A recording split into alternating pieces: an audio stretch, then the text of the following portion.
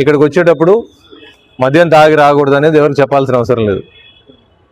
మద్యం తాగి అతను వచ్చాడని చెప్పి అనుమానంతో మేము ఆల్కహాల్ టెస్ట్ చేయడం జరిగింది. ఆల్కహాల్లో 27 mg అతనికి మోతాదు దాంట్లో రావడం జరిగింది. సో దాని మీద కూడా అతనికి చర్యలు తీసుకుంటాం.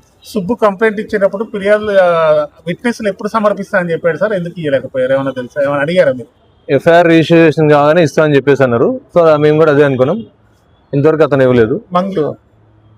మంగ్లీ ఏమైనా ఆధారాలు సమర్పిస్తామని చెప్పారు. మంగ్లీ ఇచ్చిన కంప్లైంట్ ఇచ్చారు. కంప్లైంట్ ఇచ్చిన తర్వాత దాని మీద మేము లీగల్ ఒపీనియన్ తీసుకొని ఏ విధంగా ప్రొసీడ్ కావాలని చెప్పేసి వెయిట్ చేస్తున్నాం. సుబ్బారావు ఆరోపణలకు సంబంధించి ఆర్థిక లావాదేవీలకు సంబంధించిన అంశం మాత్రం పంజాగుట్ట పోలీస్ స్టేషన్ తో ఎలాంటి సంబంధం లేదా? లేదు, పంజాగుట్ట పోలీస్ స్టేషన్ ఆ మైక్రో ఫైనాన్స్ సంబంధించిన దాంట్లో పెట్టుబడి పెట్టిన విషయాలు కానీ మాకు ఎటువంటి ఫిర్యాదు రావడం కానీ ఆ పరిధి కూడా మా దాంట్లో రాలేదు.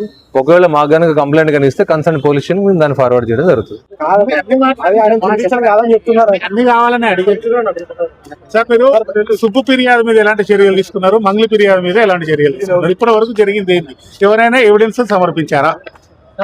సుబ్బారావు గారు వారం రోజుల క్రితం మాకు పోలీస్ స్టేషన్లో కంప్లైంట్ ఇవ్వడం జరిగింది. కొంతమంది వ్యక్తులు అతన్ని బెదిరించారని చెప్పి, మధు తదితరులు బెదిరించారని చెప్పి, దాంట్లో మంగ్లీ అని చెప్పేసి ఒక సెలబ్రిటీ వాళ్ళ తమ్ముడు ఉన్నారని చెప్పేసి దాంట్లో పర్టికులర్గా ఆయన మెన్షన్ చేశారు.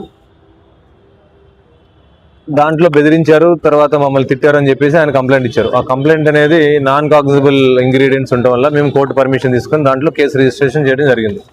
సో ఇప్పటి వరకు కేసు రిజిస్ట్రేషన్ అయిన తర్వాత అతని ఇంతవరకు మాకు ఎటువంటి ఆధారాలు సమర్పించలేదు.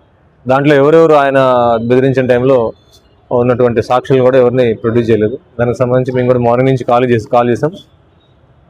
ఫోన్ కాల్స్కి అతను స్పందించలేదు. కాకపోతే నిన్న మంగ్లీ గారు నిన్న వచ్చి కంప్లైంట్ ఇవ్వడం జరిగింది. సత్యావతి మంగ్లీ ఆ కంప్లైంట్ ఇచ్చిన దాని ప్రకారం కూడా మేము కంప్లైంట్ తీసుకొని దాని మీద లీగల్ ఒపీనియన్ కోసం పెట్టామది. సాటర్డే భయభ్రాంతులు గురి చేయడం కాదు, పోలీస్ స్టేషన్ అనేది పబ్లిక్ ప్లేస్.